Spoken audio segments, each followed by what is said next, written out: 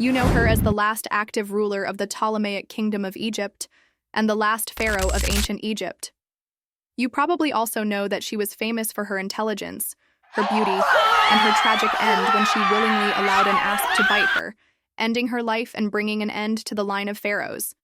But there is so much more to Cleopatra than just this. And in this video, we will look at the untold story of Cleopatra, the last pharaoh of Egypt, who some believe was actually a traitor. Welcome to the channel. You've probably seen a number of videos about Cleopatra. She's one of the most famous women in history, largely because of how filmmakers have portrayed her over the years. But most of these portrayals are far from accurate. In fact, many historians believe that most of what we know about Cleopatra was actually propaganda created by her enemies. So what we'll do in this video is take a look at some of the most shocking things that Cleopatra did, which may explain why her enemies hated her so much. Number 7. Murdering her own father. One of the reasons that Cleopatra has gone down in history as such a cruel person is because of the way that she got rid of her father. When Cleopatra's father, Ptolemy XII, started to lose his mind, he appointed his wife, Cleopatra's mother, as regent, giving her the right to rule Egypt in his place. Now, while Cleopatra's mother, like pretty much every other person in the royal family, was incredibly greedy, she wasn't actually that smart, and she didn't have the best interests of Egypt at heart. As such, when Ptolemy XII died, Cleopatra took advantage of her mother's stupidity and convinced her that she was being poisoned by her handmaidens. This led Cleopatra's mom to order the execution of all the handmaidens, except one, who then escaped and told Cleopatra everything that had happened. Fearing that her mother would do the same thing to her, Cleopatra decided to act first and murdered her own mother before she could turn on her. That wasn't even the worst thing that Cleopatra would do to her own family, though. Number 6. Selling her sister to the Syrians. After murdering her mother, Cleopatra became the ruler of Egypt alongside her younger sister, but she soon grew tired of sharing power with her sibling.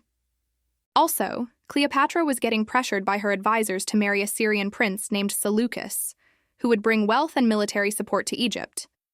While Cleopatra was only 14 at the time, she had already had experience ruling as regent, and she thought that she could manipulate the young Seleucus. Unfortunately for Cleopatra, her sister Arsinoe IV refused to bend to her will and refused to marry Seleucus. So Cleopatra did something truly evil. She sold her sister into slavery and sent her off to Syria. Here, Arsinoe was forced to marry her older sister's former suitor, becoming the queen of the Seleucid Empire. To make matters worse, the wedding night was used as a propaganda tool by Seleucus's father, Antiochus III, who claimed that he had been tricked into marrying his son to a mere slave girl. He then used this as a reason to invade Egypt, where he captured Cleopatra and put her on trial for fraud. Luckily for her, the general who presided over the trial was sympathetic to Cleopatra and let her go free, but not before humiliating her in front of the entire Egyptian court. And it would get even worse for Cleopatra very soon after this.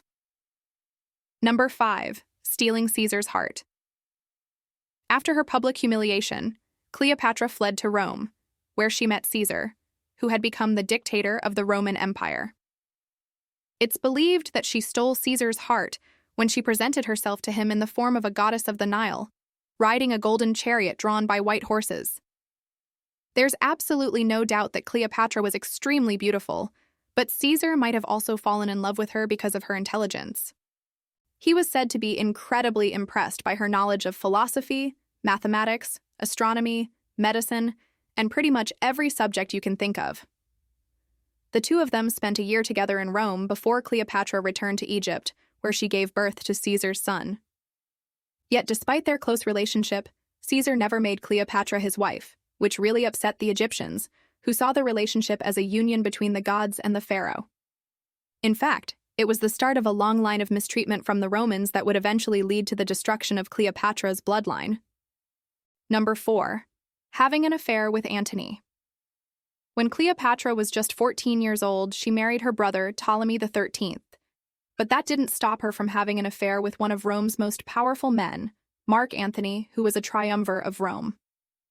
The affair lasted for several years before Mark Antony finally introduced Cleopatra to his friend Octavian, who would become the first emperor of Rome. Octavian was furious when he learned about the affair and was disgusted that Mark Antony had been sleeping with an Egyptian queen. His propaganda machine went into overdrive, and he began to paint Cleopatra as a manipulative seductress who had stolen Mark Antony away from Rome. Of course, this wasn't true.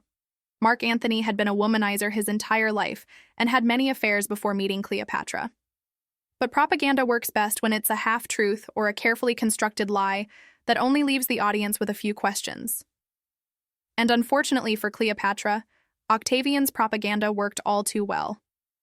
Number 3. Losing Actium.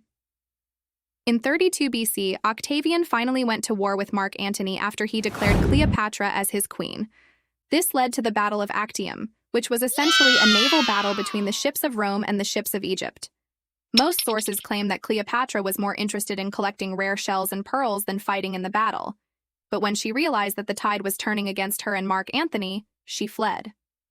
In the chaos that followed, she lost her precious pearl collection, along with Mark Antony, who believed that Cleopatra had abandoned him in the middle of the battle. It should be noted that Cleopatra had no intention of abandoning Mark Antony. She simply boarded a ship with her sister Arsinoe, while leaving Mark Antony behind. But because the Romans had painted her as a villain, nobody believed her when she tried to tell them that she had been forced into marriage with her brother and that she had done everything in her power to stay loyal to Mark Antony. Number 2. Choosing death over submission. After fleeing Actium, Cleopatra attempted to negotiate with Octavian, but he was unwilling to give her anything.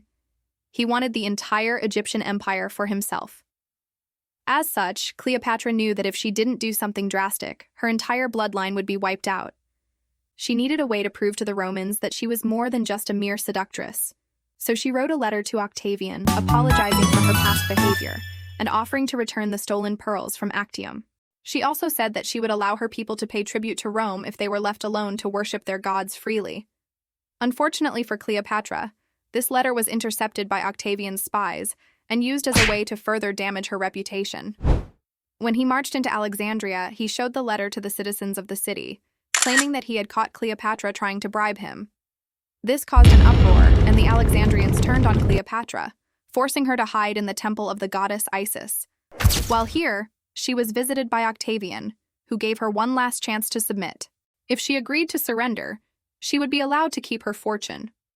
But Cleopatra couldn't live with herself knowing that her people would now be under the control of Rome.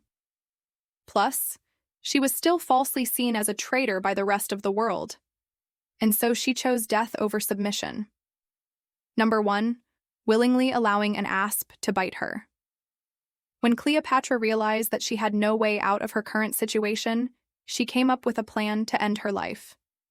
She sent for an asp, a highly venomous snake, and willingly allowed it to bite her. There are a lot of myths surrounding Cleopatra's death, but we know for a fact that she left her will to her servants, telling them to give her treasure to the people of Alexandria. Her servants honored her wishes, but not before trying to save her life. They summoned Octavian, who arrived in time to see Cleopatra's lifeless body.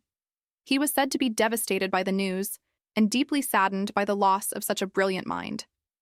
Though he ordered that her body be placed in the same tomb as her lover, Mark Antony, who had taken his own life shortly before her. All in all, it's clear that Cleopatra's death was a tragic one, but maybe she wouldn't have ended up in such a bad situation if she hadn't been such a horrible person herself. But that's just a theory. Thanks for watching. Do you think Cleopatra was a good ruler? Let me know in the comments below. And remember to subscribe if you haven't already. See you next time. Bye.